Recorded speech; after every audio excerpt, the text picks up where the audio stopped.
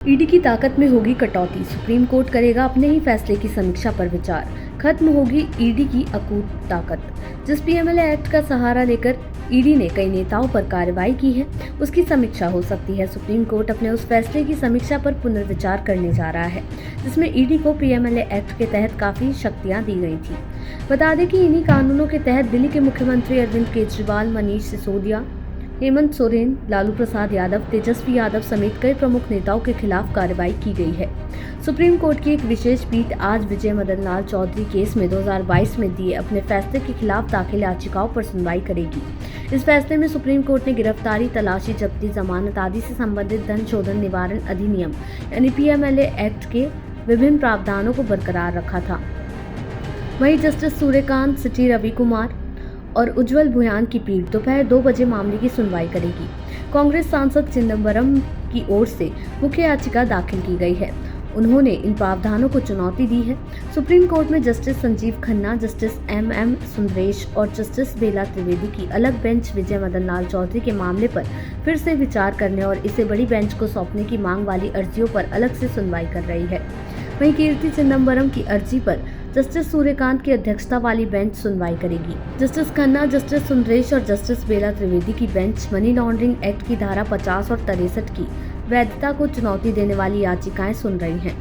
PMLA act की इन धाराओं के तहत ईडी के पास गवाहों और तलब करने, उनके बयान दर्ज करने और गलत जानकारी देने पर उनके खिलाफ केस चलाने तक की ताकत है। वहीं ध्यान देने वाली बात यह भी है कि सुप्रीम कोर्ट की 3 सदस्य एक अलग पीठ विजय मदन लाल चौधरी के मामले पर पुनर्विचार करने और इस बड़ी पीठ को सौंपने की मांग वाली याचिकाओं पर सुनवाई कर रही है। तभी याचिकाएं उस पीठ के सामने नहीं आई थी। आपको बता दें, 25 अगस्त 2022 को नोटिस जारी होने के बाद ये याचिकाएं बुधवार यानी आज पहली बार सुनवाई के लिए लिस्टेड हो रही हैं।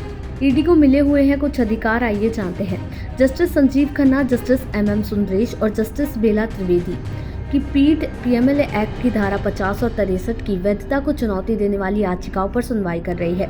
इन धारा के तहत ईडी के पास गवाहों को बुलाने, उनके बयान दर्ज करवाने और गलत जानकारी देने पर उनके खिलाफ मुकदमा तक चलाने की शक्ति मिली हुई है। 2002 के कानून के तहत ईडी को इतनी ताकत मिली हुई है कि वो कहीं भी छापा मार सकती है, किसी को भी गिरफ्तार कर सकती है, किसी की भी संपत्ति जब्त कर सकती है। अगर इन अधिकारों में कटौती की जाती है तो एक बड़ा बदलाव होगा। आपको बता दें कि पीएमएलए कानून के तहत ईडी को इतनी शक्ति दी गई है कि वो कहीं भी छापा मार सकती है, किसी को भी गिरफ्तार कर सकती है। ईडी ने अपनी इसी ताकत के दम पर अरविंद केजरीवाल और मनीष सिसोदिया समेत तमाम लोगों पर एक्शन लिया है।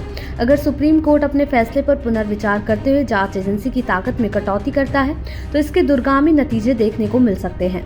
हालांकि इसकी संभावना कम है कि आज इस बारे में सुप्रीम कोर्ट सुनवाई के बाद फैसला सुना देगा।